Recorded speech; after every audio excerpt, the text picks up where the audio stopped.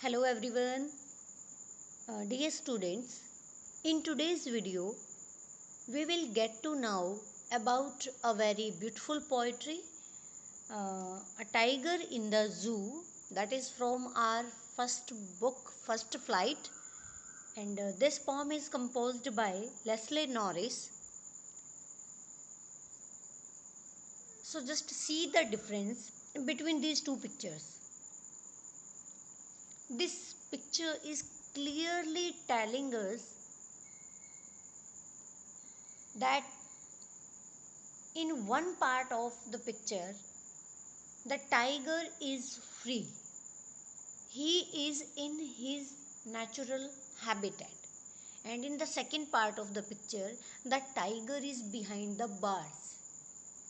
So, dear students, in this poem also, we will get to know about these two conditions of the tiger and how he behaves in these two conditions or in two situations. Okay, so first of all, we will talk about the poet George Leslie Norris. He was born in 1921 and he was a prize winning Welsh poet and a short story writer. He is considered as the most important Welsh writer of the post war period. Okay, and his some famous works are Finding Gold, The Loud Winder, Phoenix Living Poets series, Ransoms, etc. So, introduction of the poem. The poem written by Leslie Norris explains the agony and helplessness of a caged tiger that lives in a zoo. The poet explains what his life could be if he had been a free animal. The poet has tried to explain about the condition of animals that are caged by human beings for their own fun and profit. So, let's recite stanza number 1.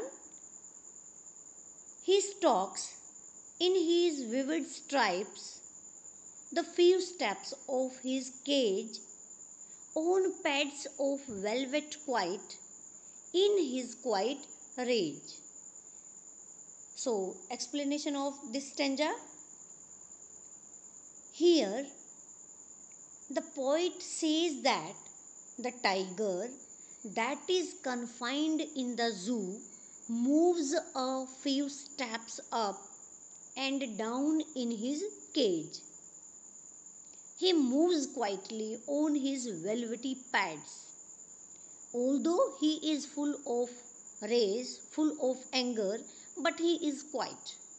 Here, few steps imply that the tiger has been provided with limited space to move in the cage.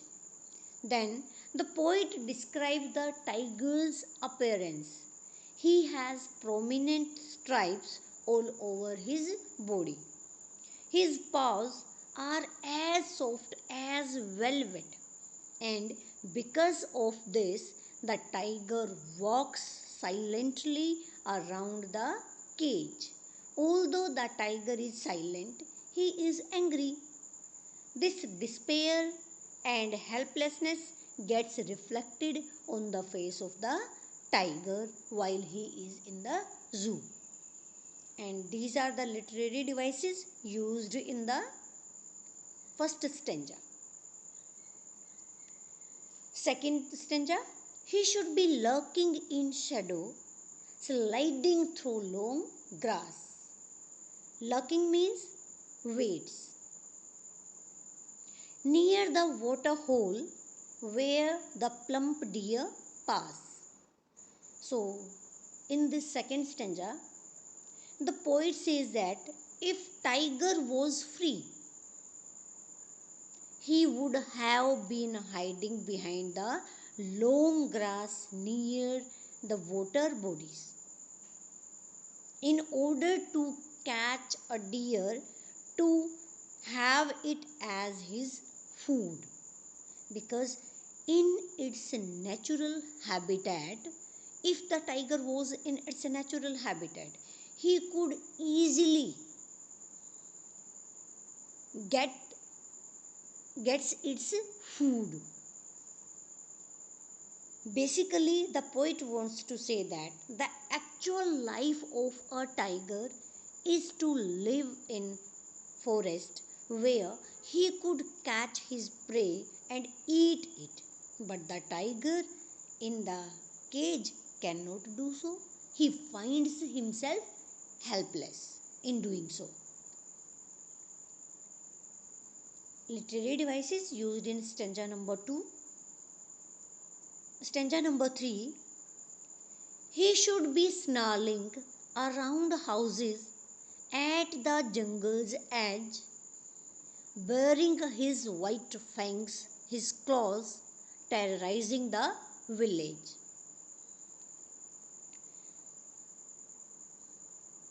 In third stanza, the poet is telling that if the tiger was in its natural habitat, so what could he do? Here, the poet imagines what the tiger would be doing in case he fails to find any prey in his natural habitat.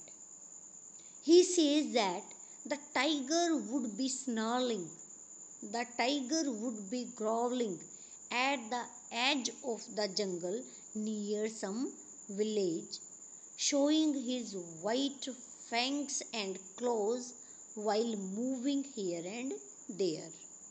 He would thus become a cause of terror for the villagers.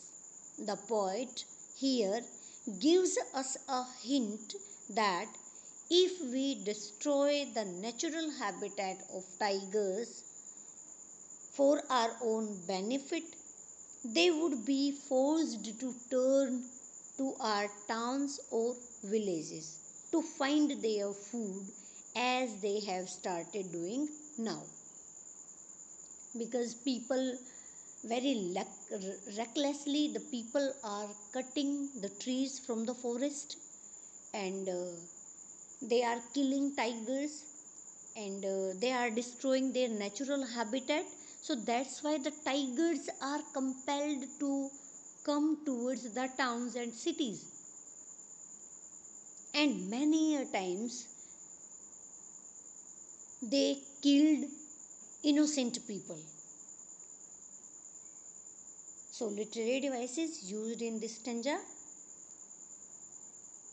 Next stanza.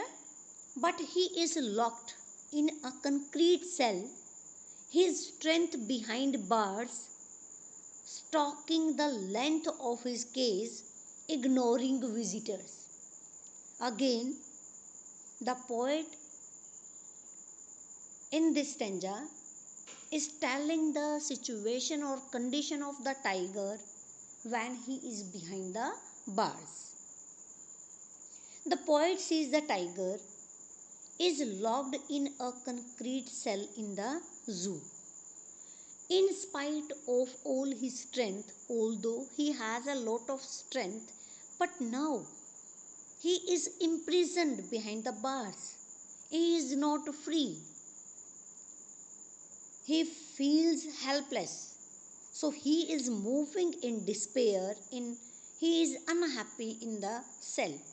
He ignores the visitors who prolong his sufferings as they don't let him rest in the cage. The poet implies that the carelessness and indifference of the officials towards his pathetic condition and plight. Literary devices used in stanza number 4 and stanza number 5th and the last one. He hears the last voice at night, the patrolling cars, and stares with his brilliant eyes at the brilliant stars.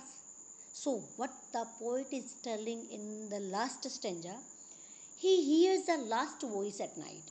Actually, in the last stanza, the poet is telling that when the tiger is behind the birds, in that condition, he hears the last voice at night. It means during day he did not get any rest, and now it is night time, and at night time also he is feeling restless, he is without relief, he is without comfort, because at the night also he can hear the sound of the patrolling cars there, and stares with his brilliant eyes at the brilliant stars. Actually, the people who are coming to visit and to see the tigers in the zoo, they do not let him take rest during the day, and during night also he hears a lot of sounds of the patrolling cars, so he is restless, and now he is staring toward with his brilliant eyes towards the brilliant stars, and now he has a hope in his heart that definitely he would be free one day from this cage or from this limited area. Actually, the poet wants to give us a very strong message through this poetry, through this poem, that we should not let the tigers spend their time behind the bars. We should let them free, because they will feel comfort, they will be happy, they can live their life in their natural habitat in a better way in comparison to the life behind the bars. So we have no right to keep different animals behind the bars. We should let them free. We should live their life freely. So that was all about stanza number 5 and this poetry. And I hope that this video will help you to comprehend this poetry in a better way.